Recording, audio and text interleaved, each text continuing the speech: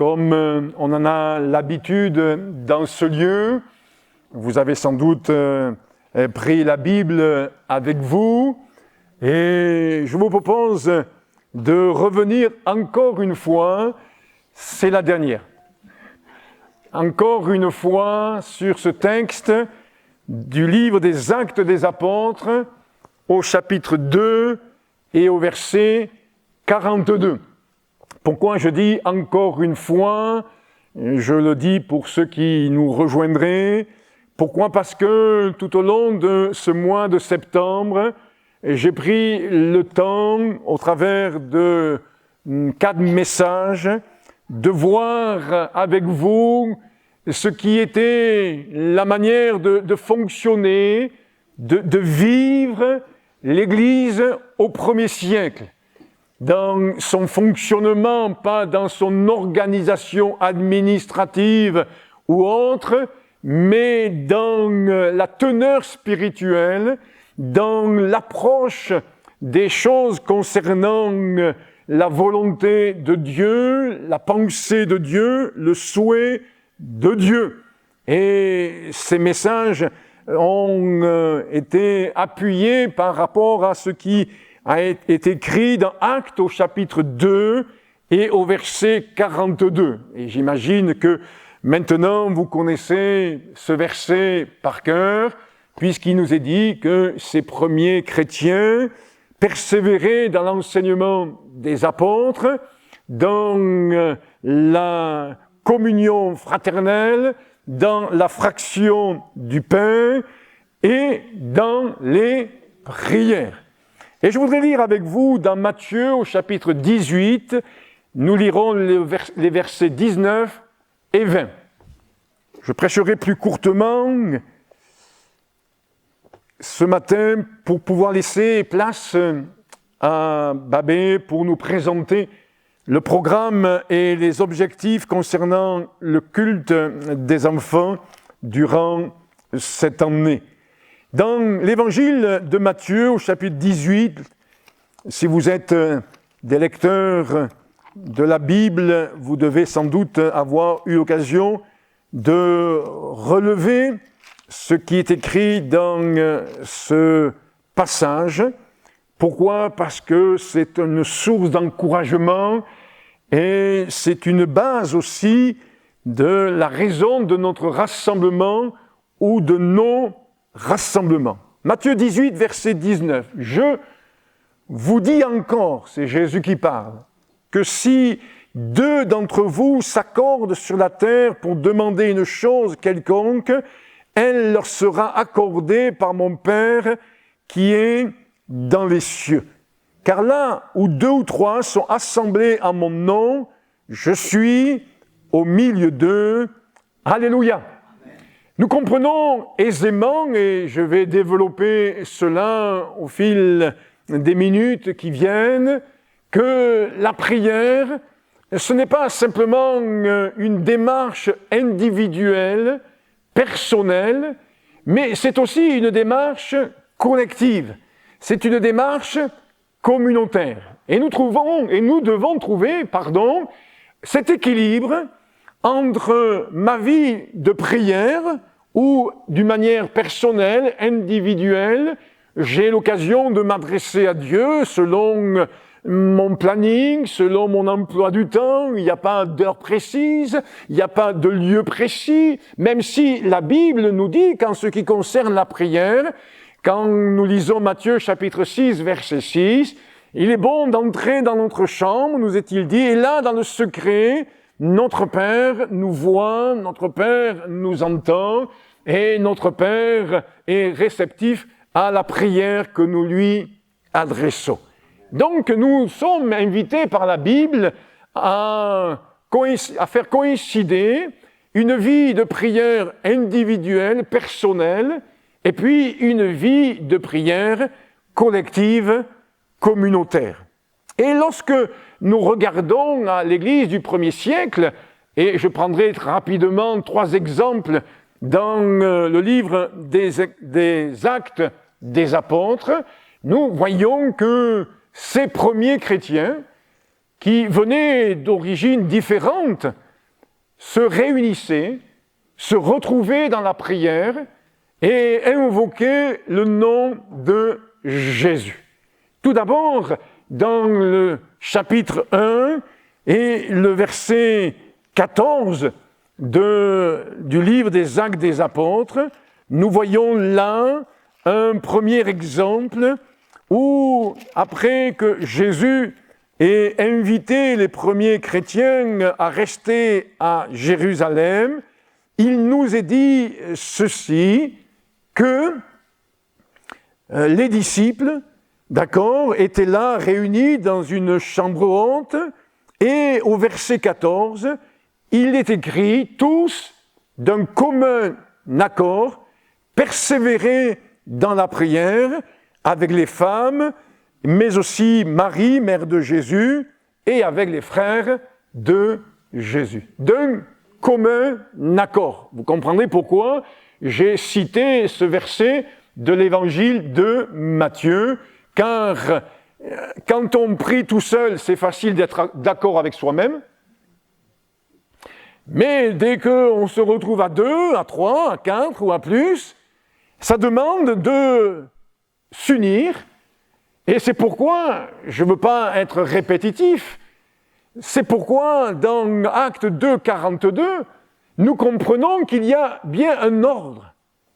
Et l'ordre, je l'ai déjà souligné dans les prédications précédentes, l'ordre, c'est de pouvoir recevoir l'enseignement des apôtres, de pouvoir considérer que oui, nous sommes invités à une communion fraternelle, une mise en commun, une communion fraternelle, qui amène à un partage en commun de la scène, et parce qu'il y a eu au préalable cette démarche de mise en commun, d'unité, de partage, alors il y a cette vie de prière dont je veux parler ce matin et vous encourager à la vivre.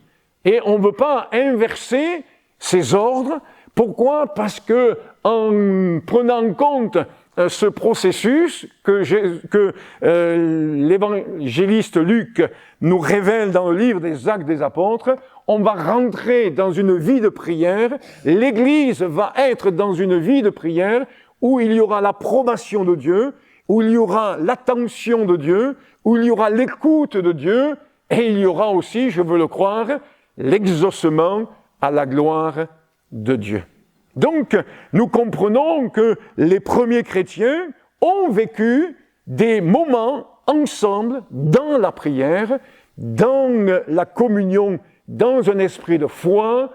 Ils se sont adressés ensemble, tous ensemble, devant le Seigneur. Et quand on poursuit la lecture du livre des Actes des Apôtres, au chapitre 2, on découvre ceci le jour de la Pentecôte.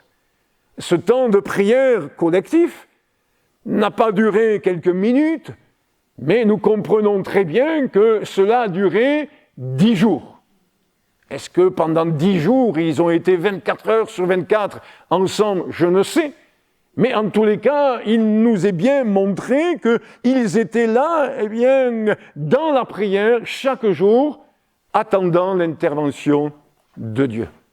Et cette vie de prière en commun se retrouve un peu plus loin, au chapitre 4 et au verset 23. Là, il y a un moment de trouble, il y a un moment, ce qu'on appelle de persécution. Les chrétiens ne sont pas appréciés par les autorités religieuses, politiques et autres. Il y a de la jalousie par rapport à la réussite, entre guillemets, de l'Église, au développement de l'Église, à la croissance de l'Église, à la popularité aussi des apôtres, et puis aux miracles qui se passent. Et alors, il y en a qui, dans leur méchanceté, vont s'opposer à l'Église.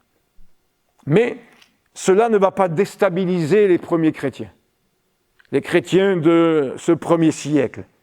Et quand nous lisons au chapitre 4, du verset 23 au verset 31, je ne fais pas la lecture pour aller droit au but ce matin, nous nous apercevons que, oui, ceux qui ont été emprisonnés, arrêtés pendant un certain temps, ils allèrent vers les leurs, ils ont partagé, ils ont communié, ils ont échangé avec les frères et les sœurs en Christ, et ensuite, il nous est dit au verset 31, quand ils eurent prié, le lieu où ils étaient assemblés trembla, ils furent tous remplis du Saint-Esprit, et ils annonçaient la parole de Dieu avec assurance. Deuxième témoignage d'une vie de prière collective.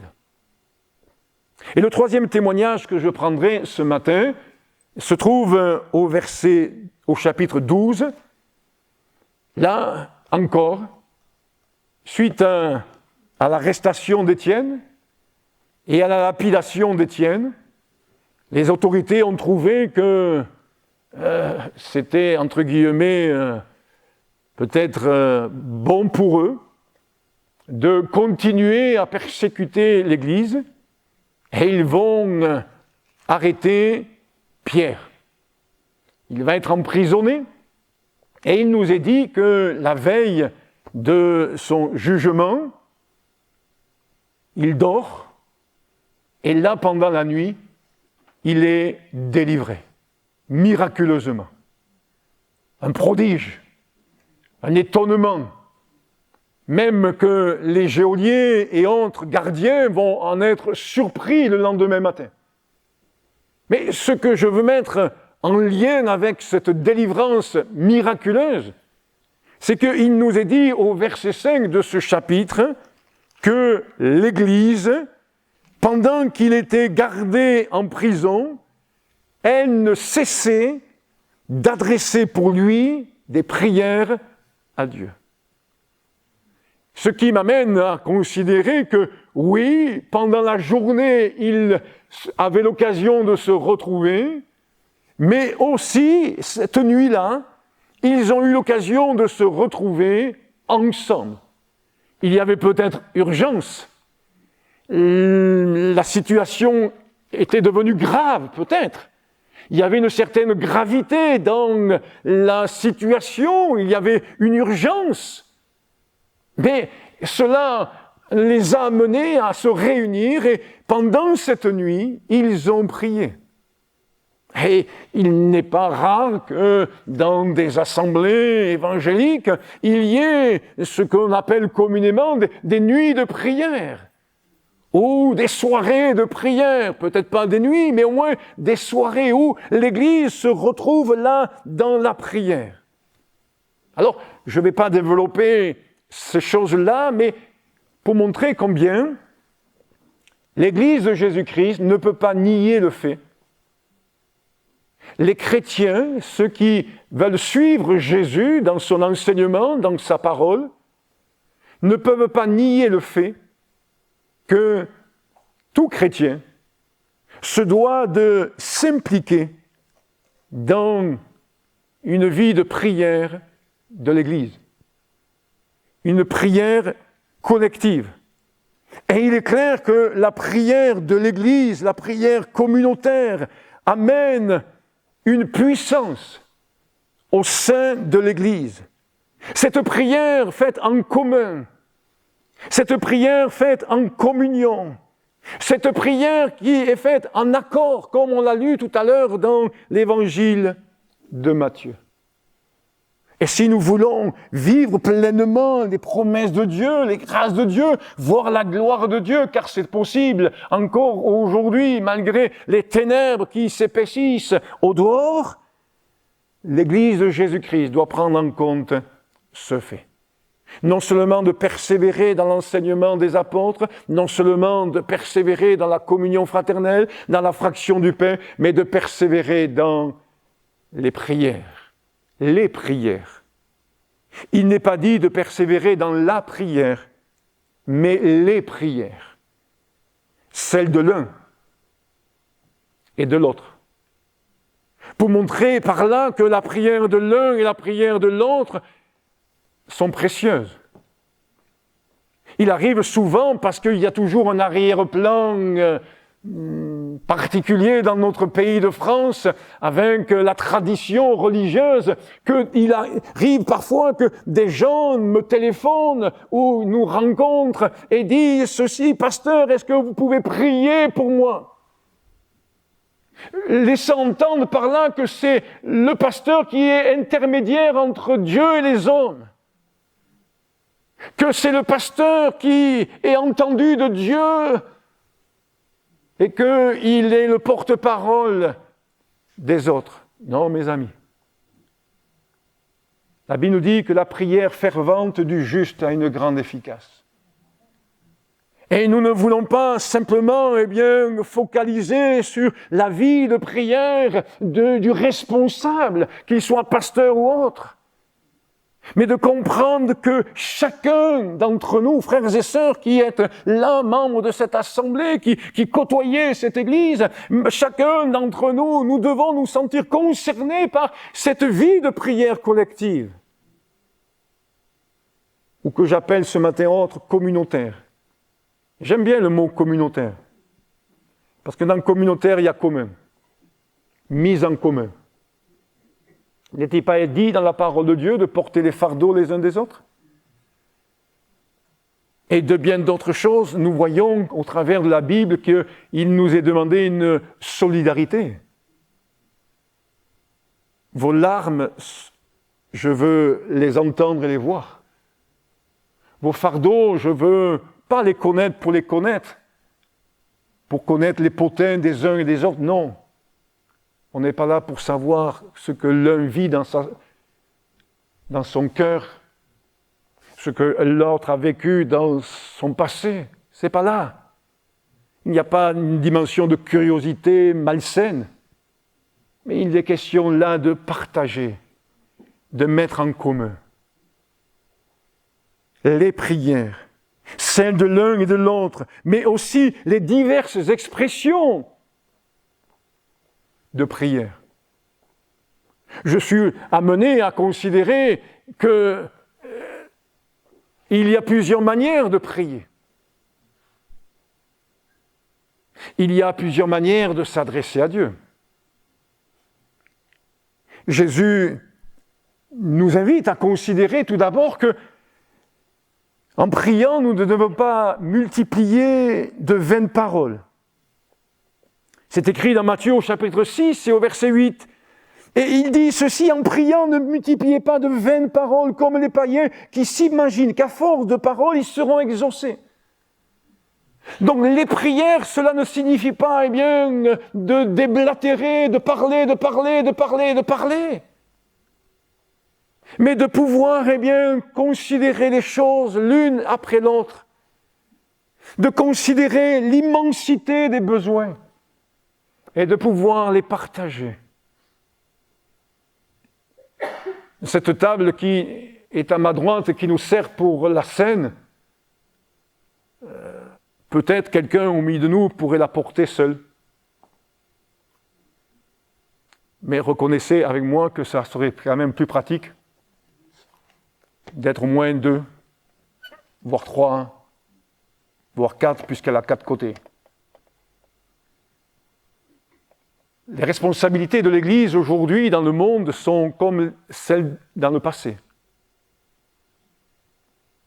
Et la charge qui incombe à l'Église de Jésus-Christ aujourd'hui dans notre monde ne peut pas reposer simplement sur quelques personnes. Mais Jésus-Christ est celui qui a fait de chacun de ses enfants un membre du corps. Et c'est tout le corps, bien coordonné, vivant la fraction du pain, comme je l'ai partagé dimanche dernier, qui est appelé à intercéder, à prier. Je pense que vous et moi, nous sommes loin de cette manière de penser suivante, où il faut que tout le monde se mobilise quand je suis dans la panade, quand je suis dans la difficulté. Non. Ce n'est pas une question de circonstances, de situation qui me pousse au pied de Jésus. Mais c'est l'amour.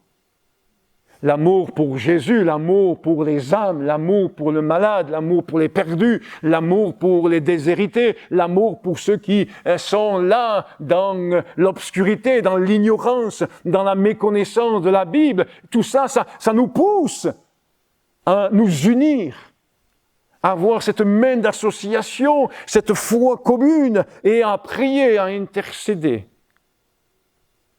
Et combien les besoins sont nombreux.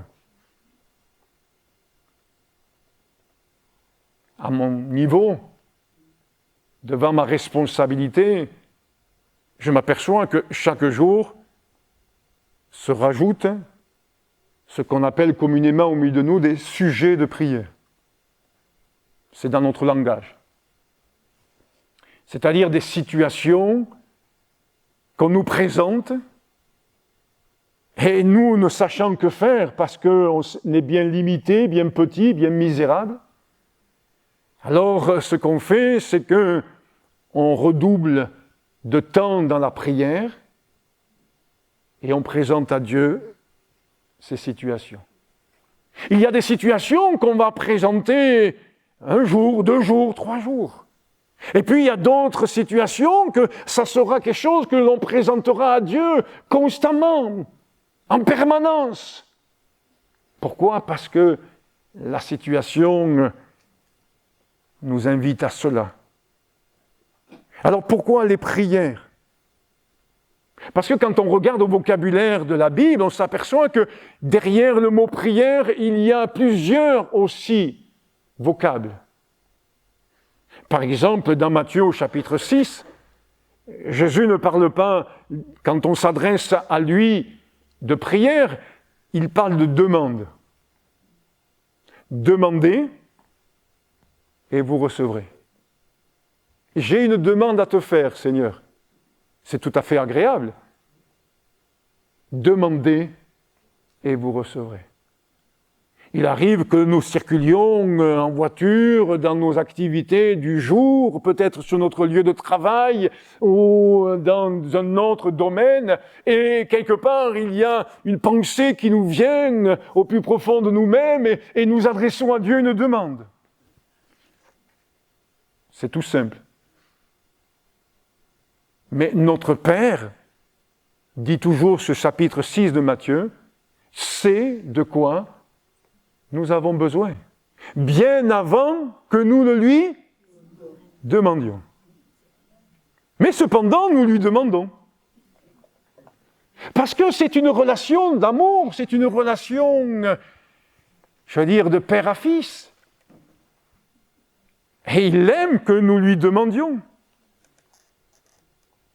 Et nous devons considérer cela. La prière ou les prières, ça peut être aussi des soupirs. Je vois vos têtes pour certains faire ça. Mais oui, que de soupirs. Que dit la Bible? Inexprimable. Eh oui, un soupir, c'est pas clair. Mais c'est clair quand même pour nous. Eh oui. Combien de fois peut-être, vous aussi, vous êtes dans une occupation, une activité, et vous dites « Jésus ». Mais ce n'est pas simplement le fait de prononcer le nom de Jésus. Derrière de prononcer le nom de Jésus, il y a un soupir. Il y a une aspiration. Il y a une attente. Et je voudrais réitérer à votre connaissance ce texte de Romains chapitre 8, versets 26 et 27. Je vais essayer de le lire lentement. Romains 8, versets 26 et 27. Romains 8, c'est un chapitre magnifique, extraordinaire. Romains 8, 26 et 27. De même, aussi, l'Esprit, le Saint-Esprit, la présence de Jésus, nous aide dans notre faiblesse, car nous ne savons pas ce qu'il convient de demander dans nos prières. Mais l'Esprit lui-même intercède par des soupirs inexprimables. Et celui qui sonde les cœurs connaît la pensée de l'Esprit, parce que c'est selon Dieu qu'il intercède en faveur des saints. Et je voudrais relever pour chacun d'entre nous quand même qu'il est noté qu'il intercède en faveur des saints. Les prières. Et je veux considérer cela, chers amis, frères et sœurs, c'est que quand je prie pour les saints, c'est-à-dire quand je prie pour les chrétiens, quand je prie pour les frères et les sœurs de l'Église, mais déjà, eh bien, je ne vais pas prier de la même manière pour l'un ou pour l'autre. Et si un frère ou une sœur passe par un moment difficile au niveau du travail, une situation douloureuse au niveau familial, peut-être un problème de chômage ou autre, je ne vais pas prier de la même manière. Si un chrétien, mon frère ou ma sœur est découragé, je ne vais pas prier pour lui en disant ceci, Seigneur, fais de lui un témoin. Je vais d'abord peut-être prier en disant, Seigneur, apporte-lui la force, l'aide, qu'il trouve auprès de ta parole de quoi être encouragé, parce que c'est en s'appuyant sur la parole qu'on reprend courage. Si il y a un frère ou une sœur qui, dans le cadre de son travail, doit faire face à de l'injustice, de la jalousie, ça n'arrive jamais ça, mais je prends un exemple comme ça. Je ne vais pas prier autrement qu'en disant, Seigneur, donne-lui la force, donne-lui la sagesse, donne-lui la patience, donne-lui de pardonner. Vous comprenez? Nous devons... Mais ça m'amène à dire ceci. D'où l'importance de la communion fraternelle. C'est que pour prier pour tous les saints, je dois au préalable avoir une communion. Je faisais mention, bien avant le culte, il y a un chrétien et une chrétienne qui, dans la semaine qui vient, ont des rendez-vous dans un hôpital. Je suis informé. Et donc, je peux prier. Nous avons appris une situation douloureuse dans une famille. Et ça nous a amenés à être dans la prière pour que la consolation, la paix, le réconfort soient donnés. C'est ça, être précis, c'est ça, les prières. Ce n'est pas des vaines redites, c'est de pouvoir bien cibler. Parce que, oui, notre Dieu est tout grand, tout puissant, et il y a tout en lui. Alors nous pouvons prendre et puiser en lui tout ce qui est nécessaire.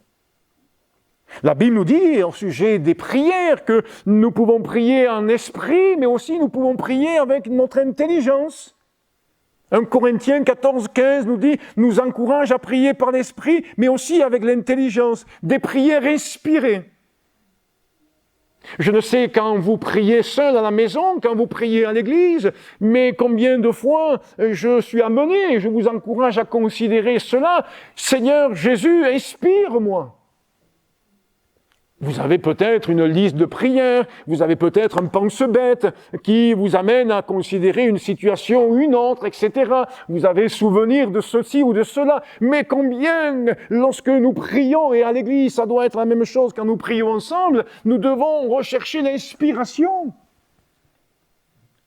Pour que l'Esprit de Dieu nous conduise à prier avec précision, peut-être pour une situation qui n'était pas dans notre pensée 5 minutes avant, mais le Seigneur par son Esprit la met en nous, cette situation, nous prions dans ce sens-là. Et permettez-moi de dire, quand nous avons des prières inspirées, c'est des prières efficaces. Elles touchent la cible, elles impactent, et on voit la gloire de Dieu. Prenons des exemples, parce que j'aime bien prendre des exemples dans la Bible, ça c'est concret, c'est pratique. Et peut-être le premier exemple que je vais prendre va vous surprendre. C'est Jésus. Quand nous lisons les textes concernant Jésus, on en voit de nombreux, où il se met à part, il va sur la montagne et il prie. Après la multiplication des pains et des poissons, par exemple, il s'en va sur la montagne et il prie son Père. Il prie le Père juste avant de décider qui vont être ses disciples. Bon, je passe. Cependant, il y a une situation que je veux relever avec vous, où il ne souhaite pas prier seul. Je vous laisse. Eh oui. J'entends dans l'auditoire Gethsémane. Gethsémane. Il va encourager les disciples à prier avec lui. Au point que, quand même, il va même les réveiller. Et il va dire, vous n'avez pas pu prier 1 heure avec moi. Il va se permettre, dans son amour, un reproche. Combien j'y vois par là, ce matin, pour chacun d'entre nous, que même Jésus, celui qui est le Sauveur, le Messie, l'exemple parfait, notre modèle, a eu besoin, à un moment bien précis, de prier en commun. Quelqu'un me dira, mais il n'en avait pas besoin. C'est Jésus. Il est rempli du Saint-Esprit. Il est la parole faite chair. S'il y a bien quelqu'un qui connaît la parole, la volonté du Père, etc., c'est Jésus.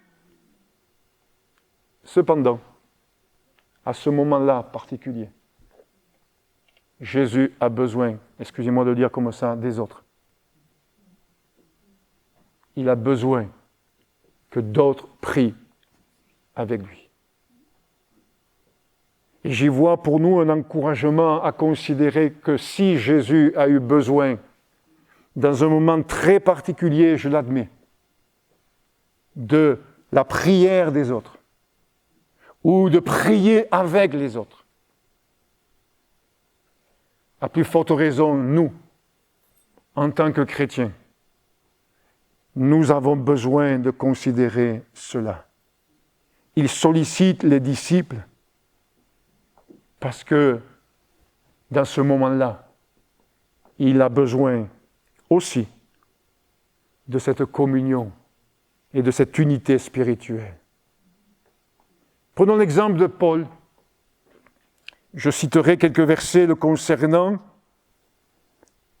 et vous remarquerez, avec ces références bibliques que je vais donner dans un instant, combien c'est quand même régulier chez lui de solliciter ou de faire mention de la prière ou des prières collectives.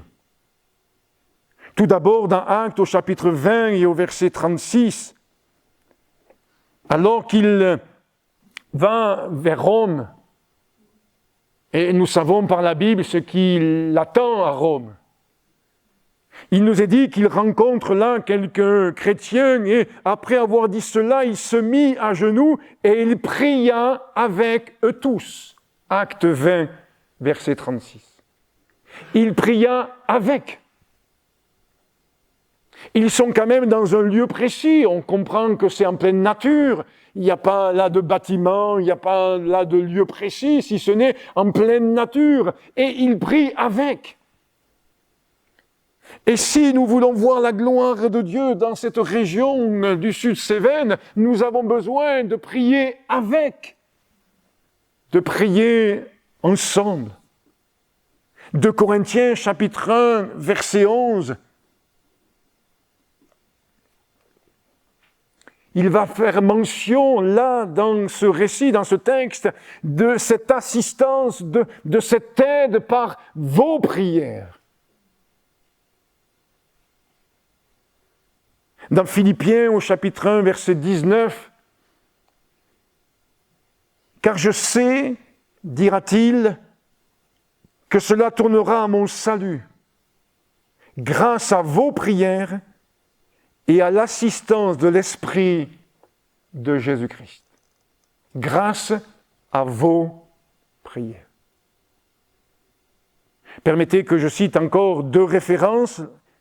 Tout d'abord dans Philémon au chapitre 1 et au verset 22.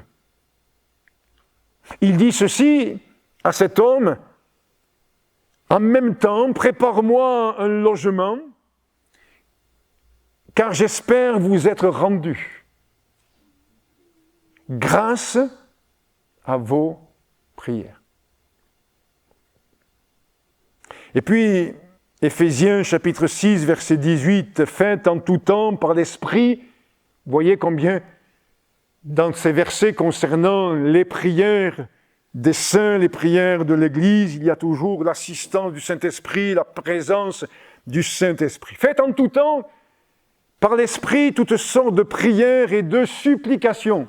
Vous voyez, tout à l'heure, j'ai parlé de demandes, j'ai parlé de soupirs, de prières, et il y a aussi des supplications. C'est pas pareil. Il y a une forme d'insistance. Veillez à cela, dit l'apôtre Paul, avec une entière persévérance et priez pour tous les saints. Et vous avez vu, là encore, dans cette exhortation à l'église d'Éphèse, la dimension de prière et de persévérance. Ce qui m'amène à dire ceci, avant de conclure, c'est qu'en ce qui concerne l'assemblée de Ganges, on appelle souvent notre Église. Mais ce n'est pas vraiment la nôtre. C'est l'Église de Jésus. Mais c'est toujours bien de pouvoir se sentir investi, impliqué, concerné. Même si on comprend bien les choses au regard de ce que la Bible dit. Nous comprenons bien que dans la dimension de la vie de l'Église, ici à Ganges, dans la vie de cette assemblée, nous ne pouvons pas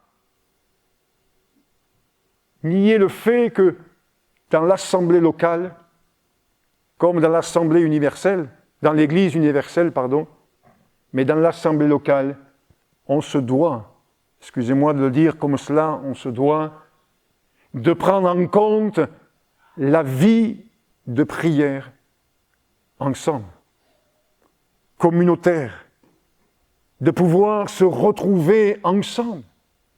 Si nous voulons nous approprier les promesses de Dieu, si nous voulons rentrer dans le plan de Dieu, si nous voulons voir l'édification de l'Église, si nous voulons voir des amis, des connaissances, être au bénéfice de la croix, de la résurrection, de la parole de Dieu, être délivrés, soulagés, soutenus par le Seigneur et secourus, nous ne pouvons pas faire l'impasse. Nous ne pouvons pas faire l'impasse sur une vie de prière en commun. Quand nous sommes arrivés, il y a 6 ans de cela, les uns et les autres, pas tous, mais une grande majorité, étaient investis, impliqués dans un service. D'autres ont voulu intégrer un service. Et au fil des mois, au fil des années, nous avons exhorté les uns et les autres à s'impliquer dans la prière de l'Église, afin d'apporter une dimension spirituelle et un impact plus profond et plus grand de la parole de Dieu en nous, au milieu de nous et autour de nous. Et c'est pourquoi je ne peux que m'appuyer ce matin encore, en voyant ces bases, ces fondements du fonctionnement de l'Église au 1er siècle, d'aspirer à cela, nous, aujourd'hui, en 2024, voire bientôt 2025, de nous appuyer sur ces textes pour dire que tout chrétien engagé, et pas simplement engagé dans un service, mais engagé, oui, dans un service, et engagé doit être conscient que le développement de l'Église passe par une implication dans la vie de prière de l'Église. Une vie de prière en commun. Il n'y a pas que Paul qui avait perçu cela et compris cela, les autres apôtres aussi ont fait de même. Et quand nous lisons l'épître de Jacques, Il y a là un complément d'information bien intéressant au chapitre 5. Et dans ce chapitre 5, on voit qu'il y a un lien entre la prière et l'Église corps de Christ. Et c'est pour ça qu'au verset 16, l'apôtre Jacques, après avoir parlé de l'onction d'huile, après avoir parlé de la prière et avant de parler d'Élie qui a persévéré, lui qui était de la même nature que nous, il est dit au verset 16, « Priez les uns pour les autres ». Alors je suis conscient que nous le faisons à la maison, nous le faisons à notre domicile, mais par la grâce de Dieu, encore aujourd'hui, en France, les chrétiens ont l'autorisation et le droit et la possibilité de se réunir et de pouvoir prier ensemble, mettre en commun les fardeaux, les combats. On n'imagine pas simplement un général partir seul à la guerre, un soldat combattre tout seul. Vous allez me dire, ah oui, mais regardez, pasteur, il y a un exemple dans la Bible formidable. Ah, lequel? Oui, Jonathan et son porteur d'armes. Ah oui, et il est dit ceci, il est dit que Dieu peut sauver par un petit nombre comme par un grand nombre. Oui, ok.